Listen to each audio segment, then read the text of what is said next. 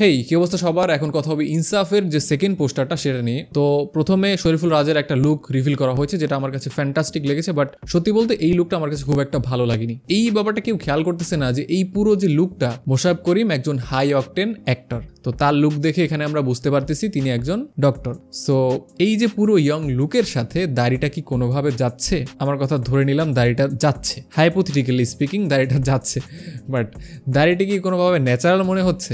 দাড়িটা তো একদমই মেকি মনে হচ্ছে। এখানে মোশাররফ করিমের যে ওভারঅল লুকটা, পুরো লুকটা জাস্ট ফ্যান্টাস্টিক হয়েছে এক্সেপ্ট দাড়ি। মানে এই পার্টটা আমি জাস্ট হজম করতে পারলাম না। সবাই এটা নিয়ে দেখলাম পজিটিভ একটা ভাইব দিচ্ছে, বাট সিরিয়াসলি ম্যান, দাড়িটা এত বেশি মেকি লাগছে আমার কাছে, আমি জাস্ট কনজিউম করতে পারতেছি না, আমি জাস্ট হজম করতে পারতেছি না বিষয়টা। বাট এর বাইরে এই পোস্টার নিয়ে আমার কোনো কমপ্লেইন নেই। মোশাররফ করিমকে দেখতে খুবই র লাগছে, যেটা আই থিঙ্ক এই সিনেমার জন্য দরকার, কারণ শরীফুল রাজের যে লুক সেখানেও তার মধ্যে একটা রনেস দেখা যাচ্ছে, তো তার এগেইনস্টে যিনি থাকবে তার মধ্যেও একটা ভয়ঙ্কর ব্যাপার থাকতে হবে, সেই ব্যাপারটা ছিল, বাট দাড়িটা খুব চিপ হয়ে গেছে। অন্যদিকে তার যে ব্যাকগ্রাউন্ডের পার্টটাও বেশ সুন্দর, তার হাতে একটা অস্ত্র আছে সেটাও ভালো। পোস্টারের যে লুকের সাথে আসলে দাড়িটা যাচ্ছে না। এখন আমি যদি সাউথের বিভিন্ন সিনেমার কথা বলি, আপনি দেখবেন যে সেখানে সিনিয়র অনেক অ্যাক্টররা অ্যাক্টিং করে, বাট লুকের মধ্যে কিন্তু আলাদা একটা কুলনেস থাকে। যেমন বিক্রমে বিজয় সেতুপতির যে এন্ট্রিটা হয়, সেখানে কিন্তু কোনো ব্যাপার হাইড করা হচ্ছে না। সেখানে তার যে ভুঁড়িওয়ালা পেট, তার যে চর্বিওয়ালা ভুঁড়ি বলতে পারেন, সেটা কিন্তু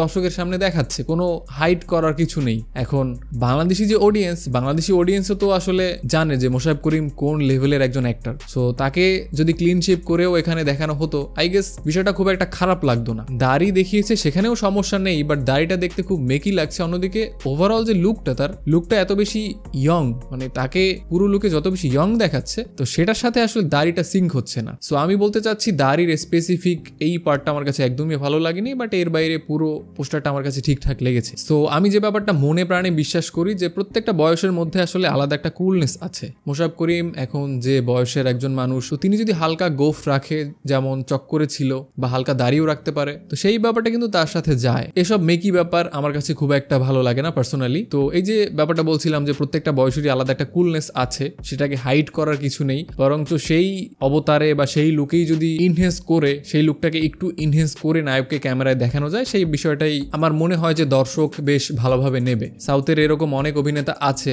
যাদের দেখবেন যে চুল পেকে গেছে, বাট স্টিল সেই ব্যাপারটা তার কোনোভাবেই হাইড করতেছে না। বিশেষ করে বিজয়ের রিসেন্ট বেশ কয়েকটা সিনেমায় আপনি দেখবেন যে তিনি কিন্তু অনেক ব্যাপারই হাইড করে না, তার চুল পেকে গেছে, তিনি স্ক্রিনে কিন্তু সেরকমই আসতেছে। সো এই ছিল পুরো পোস্টার নিয়ে আমার রিয়াকশন বা আমার মতামত বলতে পারেন। আপনার কেমন লেগেছে পোস্টারটা কমেন্টে অবশ্যই জানাতে পারেন। ভিডিওটা দেখার জন্য অসংখ্য ধন্যবাদ। আপনার সাথে দেখা হচ্ছে খুব শীঘ্রই। টিল দেন ভালো থাকবেন, সুস্থ থাকবেন। এখানে নতুন হয়ে থাকলে অবশ্যই সাবস্ক্রাইব করে দিবেন। টাটা।